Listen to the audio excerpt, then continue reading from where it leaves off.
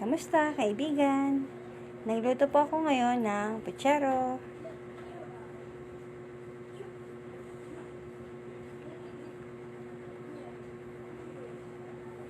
Nilagyan ko po siya ng pork and beans.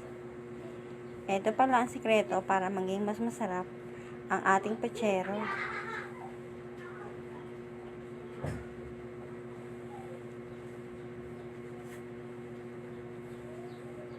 Magiging malasa at malinamnam. Sobrang sarap nito mga guys. Try nyo na rin.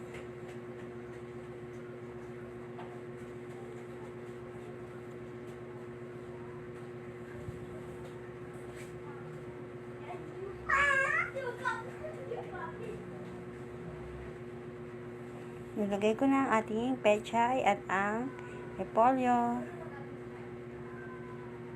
Ilang minuto na lang at luto na to.